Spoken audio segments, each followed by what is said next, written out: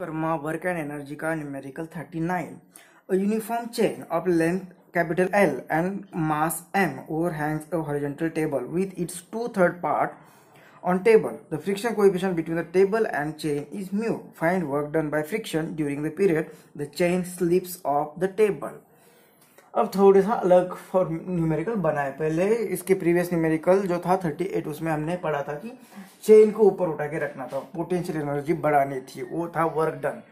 अब यहाँ पे वर्क डन थोड़ा सा अलग है। यहाँ पे वर्क डन कौन कर रहा है, तो ये नीचे गिरेगी, तो नीचे गिरेगी तो पोटेंशियल एनर्जी डिक्रीज होगी, काइनेटिक एनर्जी बढ़ेगी। वो वर्क डन नहीं फाइंड करना है। कौन सा वर्क डन फाइंड करना है हमें, ये जैसे नीचे गिरेगी तो ये टेबल और ये चेन उनके बीच में जो फ्रिक्शन होगा वो फ्रिक्शन क्या करेगा, उससे नीचे जाने के लिए अपोज करेगा। तो यहाँ पे अपोजिट डायरेक्शन में जो फ्रिक्शनल फोर्स होगा वो कितना वर्क डन कर रहा है वो फाइंड करना है। तो work done by friction find करना है। तो वर्क डन बाय फ्रिक्शन मतलब यहाँ पे हमें क्या फाइंड करना है, वर्क डन बाय फ्रिक्शन। तो वर्क डन बाय फ्रिक्शन कितना आ जाएगा, जो फ्रिक्शनल फोर्स होगा Fs इंटू उसका डिस्प्लेसमेंट, उसके कारण जितना डिस्प्लेसमेंट होता है वो। लेकिन यहाँ पे फिर जैसे पहले प्रीवियस न्यूमेरिकल क्या था, हर पार्ट का डिस्प्लेसमेंट अलग अलग होगा। यहाँ पे ये क्या करेगा, यहाँ से इतना डिस्टेंस ट्रैवल करेगा। मतलब कितना, तो उन्होंने कहा है कि टेबल पर कितनी चेन रखी है, 2/3 पार्ट। मतलब ये होगी 1/3 पार्ट और ये होगा 2/3 पार्ट। इसका 2/3 लेंथ टेबल पर है। तो ये कितना डिस्टेंस ट्रैवल कर रहा है टेबल पर, कुछ नहीं, 0। ये कुछ थोड़ा सा डिस्टेंस, ये थोड़ा सा, और ये कितना डिस्टेंस ट्रैवल करेगा, इतना पूरा, मतलब 2L/3 इतना डिस्टेंस ट्रैवल करेगा। मतलब हर पार्टिकल अलग अलग डिस्टेंस ट्रैवल कर रहा है। तो इस केस में फिर से हमें क्या करना पड़ेगा, जैसे इसके प्रीवियस न्यूमेरिकल में किया कि थोड़ा सा एक स्मॉल एलिमेंट चूज करना पड़ेगा और उसके लिए वर्क डन फाइंड करेंगे। और इस तरह से थोड़े थोड़े एलिमेंट लेके वर्क डन फाइंड करेंगे, उसकी एडिशन करेंगे। मतलब थोड़े से एलिमेंट लेके उसका वर्क डन फाइंड करके हम उसका इंटीग्रेशन ले लेंगे। तो यहाँ पे एक थोड़ा सा पार्ट ले लेते हैं। कहाँ पे ले लिया ये पार्ट, ये लेंथ है उसकी 2L/3, इसकी length 2L/3 total on table. अब हमने एक थोड़ा सा पार्ट ले लिया। कितना पार्ट ले लिया, कि जिसकी लेंथ होगी dx, इतनी लेंथ का हमने पार्ट ले लिया।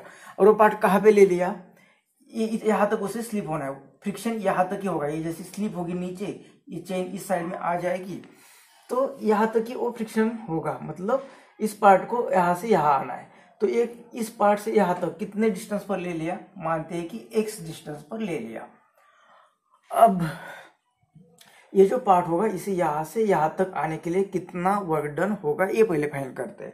तो हमने क्या किया कि एक एलिमेंट लिया of length dx, let small element हमने चूज किया ऑफ लेंथ कितना dx।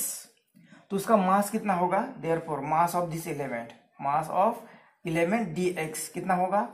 तो टोटल लेंथ कितनी है, कैपिटल L, और टोटल मास m। तो यूनिट लेंथ कितनी आ जाएगी, तो यूनिट लेंथ आएगी ये मास अपॉन L, ये आएगी यूनिट लेंथ।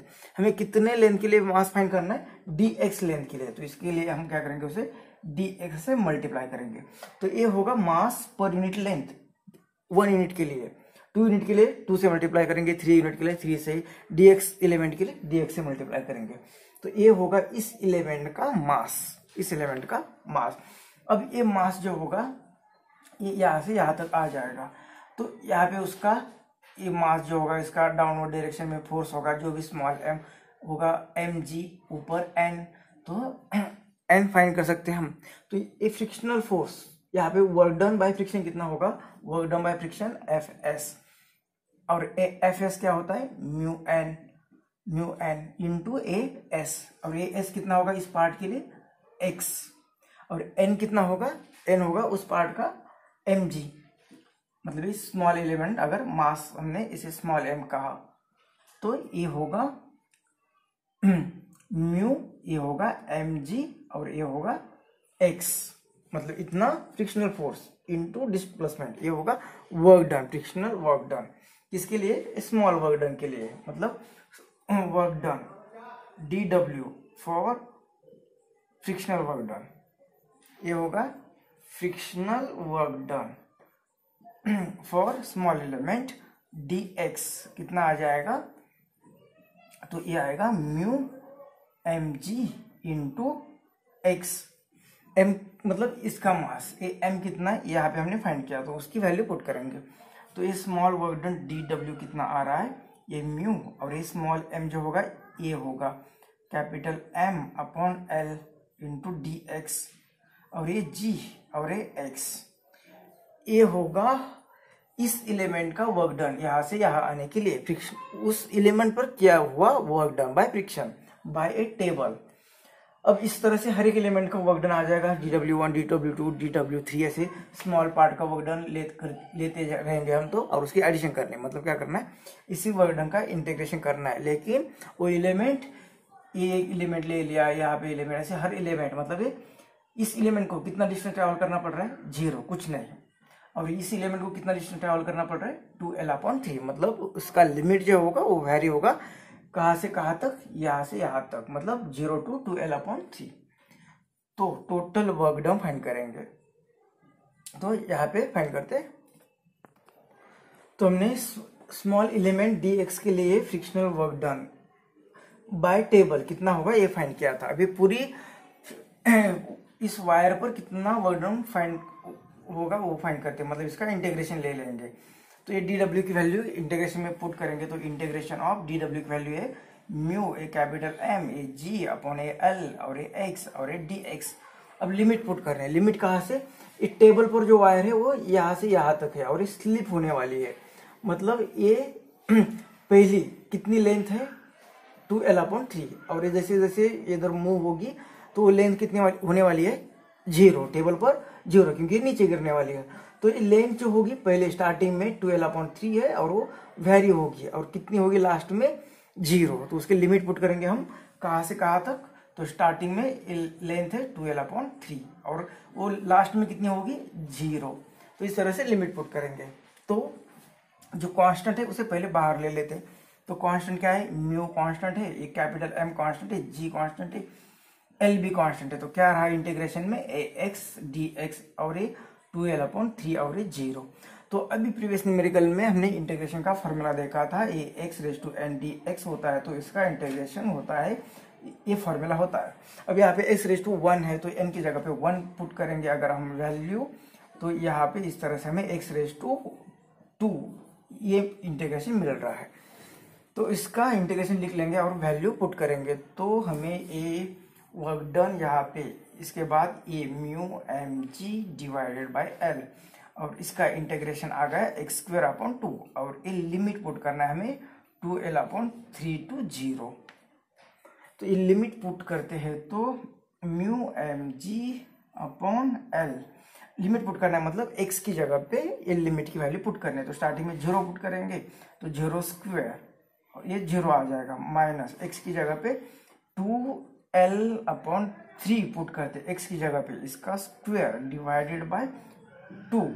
तो ये लिमिट सॉल्व करने के बाद क्या आता है, ये तो 0 आ गया, तो ये माइनस आ गया, माइनस को बाहर ले लिया और इसका स्क्वायर, तो 2 का स्क्वायर आएगा 4l² और 3 का 9, तो 9 नीचे आ जाएगा।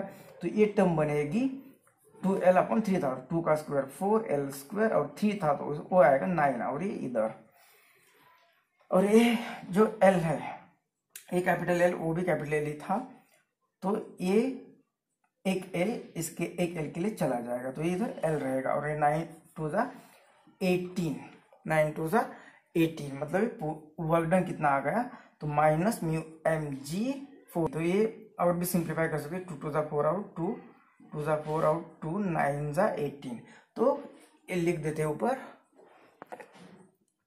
तो ये टोटल वर्क डन आया यहाँ पे, ये माइनस और ये 2 mu mg, mu A m capital है और ये g,